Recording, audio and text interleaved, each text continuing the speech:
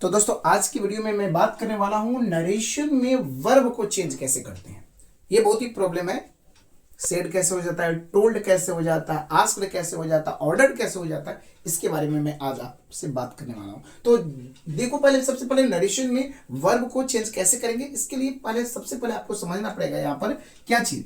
अगर मान लो यहाँ पर सेंटेंस का टाइप है, सेंटेंस टाइप कितने होते हैं, एक बात याद रखना। जैसे हम लिख दिया ही सेड, या फिर इसने बोला कि सेड के जगह पर इसने बोला से, या फिर बोला सेज। याद रखेंगे, से रहे, सेज रहे, सेड रहे। अगर ऐसा चीज रहे और इसके बाद टू लगा हो, टू लगा हो या नहीं लगा हो उसका कोई मतलब नहीं है। अगर टू लगा हुआ है तो भी और टू नहीं भी लगा है तो भी, अगर टू लगा रहेगा तो ये चीजें, अगर सेंटेंस पॉजिटिव होगा, याद रखेंगे पॉजिटिव या निगेटिव, जिसको हम लोग बोलते हैं असर्टिव सेंटेंस, उसमें हम इसको कर देंगे टेल और इसको कर देंगे टेल्स और इसको बोल देंगे टोल्ड। याद रखेंगे कहां पर, केवल और केवल पॉजिटिव और निगेटिव सेंटेंसेस में। याद रखेंगे जो इन्वर्टेड कॉमा में जो सेंटेंस है उसके अनुसार से, अगर मान लो कि he said to me he is not eating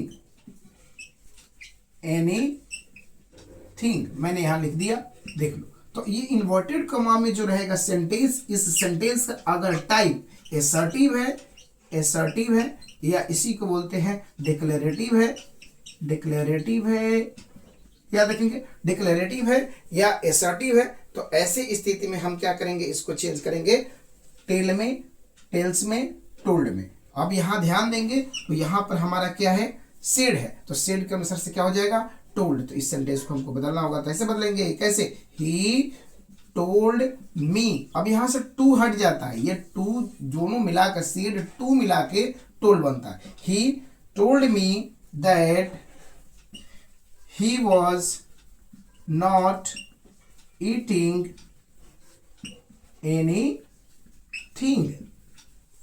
clear, ये हो गया हमारा डायरेक्ट और ये हो गया हमारा इनडायरेक्ट सेंटेंस। तो आप समझ गए होंगे कि कैसे टोल्ड आएगा। अब अगला पॉइंट आता है कि अगर सेंटेंस क्वेश्चन, याद रखेंगे क्वेश्चन किसी भी तरह का क्वेश्चन हो तो ये चीजें बन जाता है आस्क, या फिर बन जाएगा आस्क्स, या फिर बन जाएगा आस्क्ड।